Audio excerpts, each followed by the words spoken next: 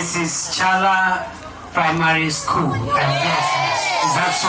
Yes! Hata JSS iko? Yes! Ya Chala? Yes! How are you? Hi! And how do you do? Yes! You are doing well? Yes! Asante sana. Sisi tumefika hapa leo na tuko na mbunge wenu, mbunge wa Taveta. Mnajua mbunge wa Taveta? Yes! What is the name of the MP for Taveta? Anaitwa nani? Anaitwa nani? Wakili John Bwire. Kumbe mko na network. Unajua MP wa Taveta? Wakili John Bwire. Asante sana. Na pia tuko na Mama Haika Mizigi. Unajua Mama Haika? Kazi yake anafanya nini? Women rep wa Taita. Very good, very good.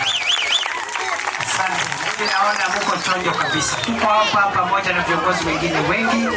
Tuko na Mama Joyce, tuko na Gavana Murutu kama gavana, na tumekuja hapa kwa sababu ya kuangalia mahali ujenzi wa shule yenu umefika. Hii pesa ambayo serikali imeweka hapa imetafutwa na mbunge wenu Mheshimiwa John Bwire pamoja na women rep wenu Mheshimiwa Haika Mizigi. Now you see the need of having good leaders. Si namna hiyo? Kwa hiyo mkifika nyumbani msalamie wazazi na muambie ya kwamba shule inajengwa, madarasa 8 ikikamilika tutarudi hapa kucommission hizo klasi. Serikali inajitahidi ya kwamba kuhakikisha kwamba mko na madarasa ya kutosha. Serikali inaajiri walimu kuhakikisha kwamba mtoto akifika shule mwanafunzi anakuta walimu wa kutosha. Sasa ile kazi imebaki ni kazi yenu. Si nimewaambia serikali inaandika walimu na kujenga madarasa. Kazi yenu ni kusoma, kuweka bidii, kupita mtihani na kuweka nidhamu. Mtii walimu wenu na mtii wazazi wenu. Mtafanya hivyo?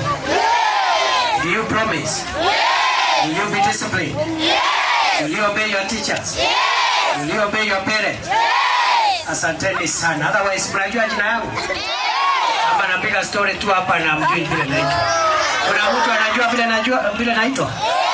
Iko mtu anajua? Hapana, naitwa nani?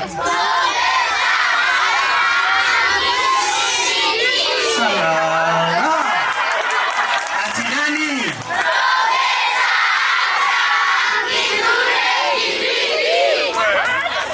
Na mimi nafanya kazi gani katika Kenya hii? Ati deputy president? Kumbe mko na habari jameni. Uko nje tunasemanga nyinyi ni fire. Nyinyi ni fire.